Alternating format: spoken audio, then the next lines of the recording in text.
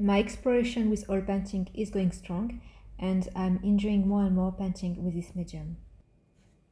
If you are new to this channel, my name is Guylaine. I'm a French artist and I'm exploring on this channel all types of art mediums. Hope you will enjoy this new video.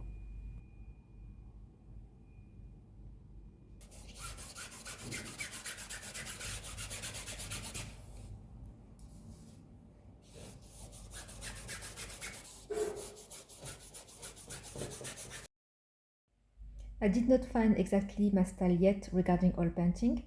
I'm a total beginner. I really started oil painting last year. Sometimes I'm drawn by very imaginative style painting and sometimes more realistic impressionist or expressionist paintings. So for the moment, each of my oil paintings are quite different from one another. Recently also, I really wanted to paint in a more traditional and classic way, getting inspired by the old masters' techniques. Today I wanted to work on the light. Actually, in all my art, the light is becoming the most important focus.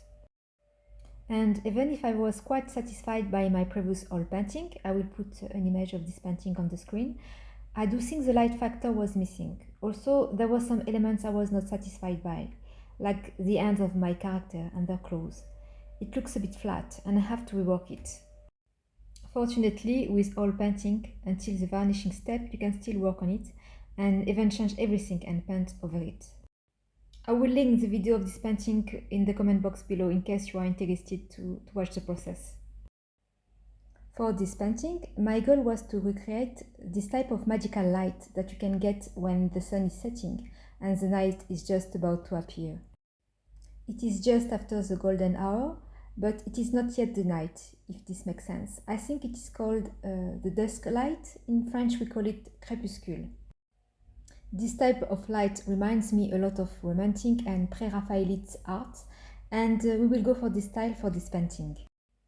I decided to represent a graceful lady crouching next to a swamp or lake and looking melancholic. I used a reference image that I found on Pinterest.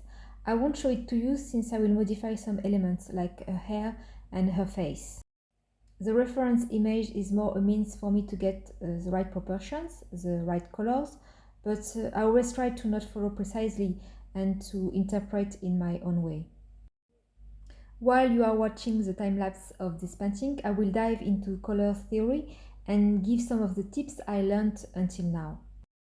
I hope you will enjoy this video and let's start. Dusk light is a strange mix of warm tones and cool tones. So to recreate these colors, it was a little challenging, but I really enjoyed the process. Now, what are the cool tones?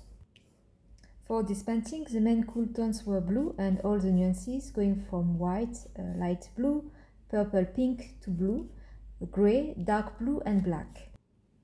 There is also some green for the plants around the lady. Green is also a cool tone. Now, what are the warm tones? The warm tones for this painting are red, pink, orange, brown and yellow.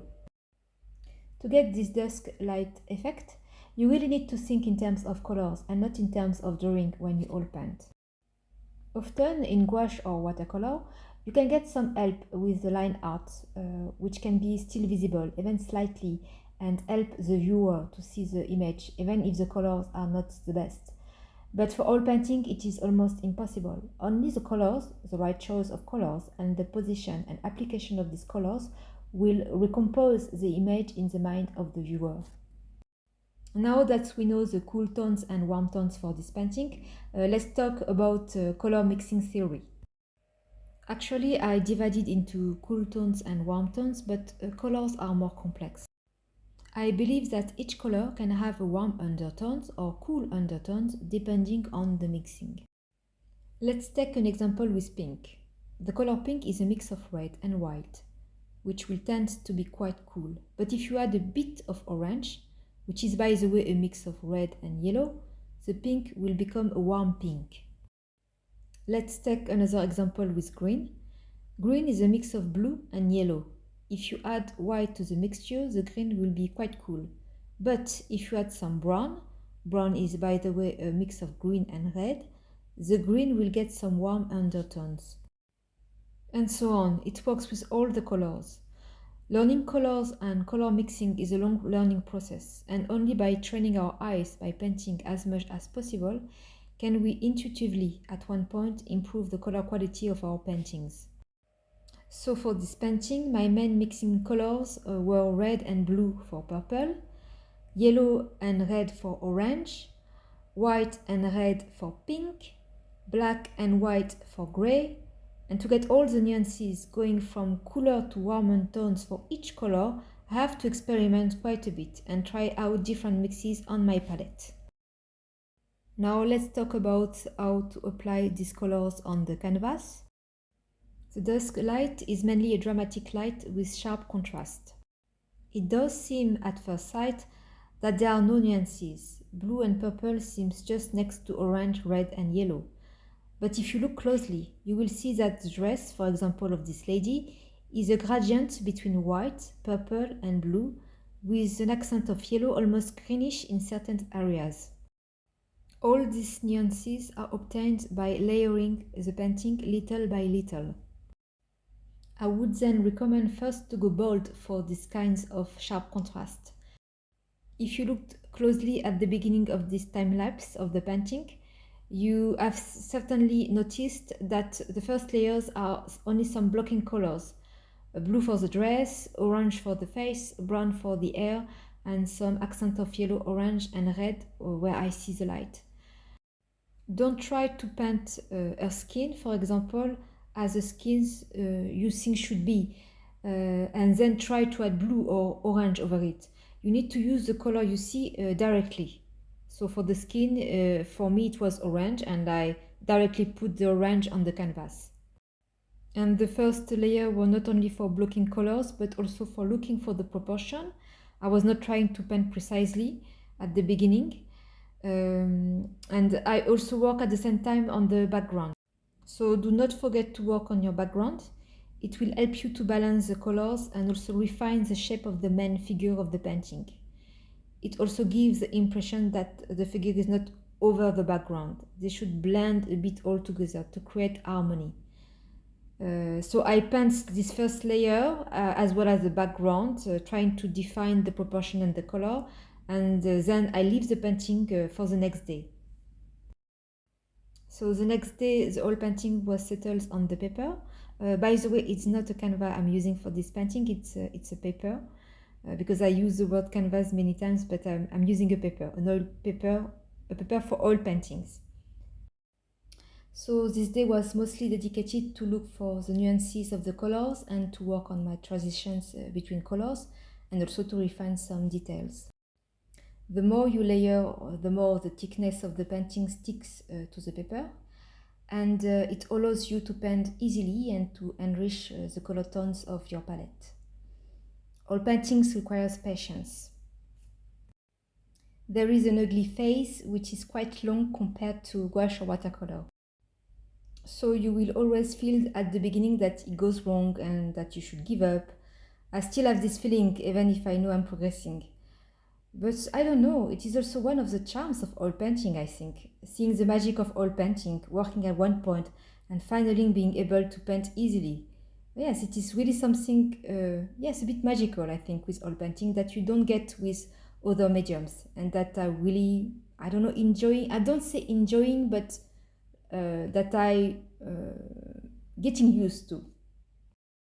So I was talking quite a lot now, so I will let you watch the time lapse of this painting, and I will come back to you a bit later on to talk about how I apply at the end the layer to get very subtle details for the colors. So please enjoy and see you a bit afterwards.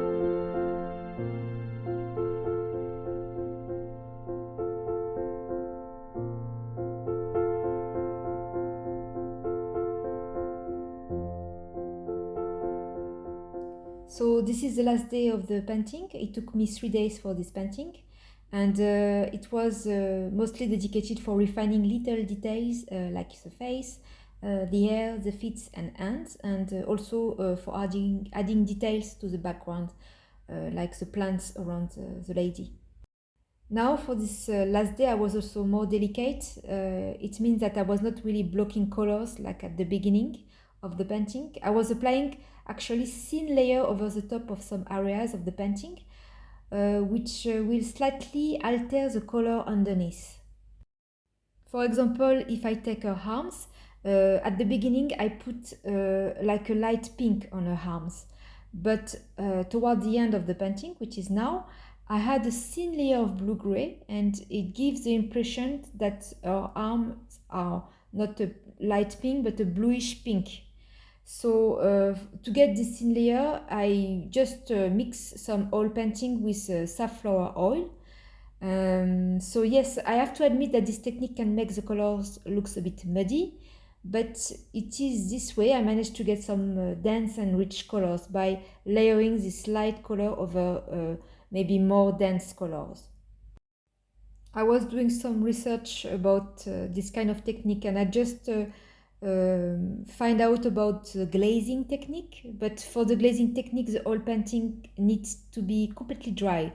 So it's not really this technique I was using. So I really don't know if this technique I used by using this thin layer is the correct one for oil painting, or if it is a technique, or maybe it's just the normal process of an oil painting at the final stage.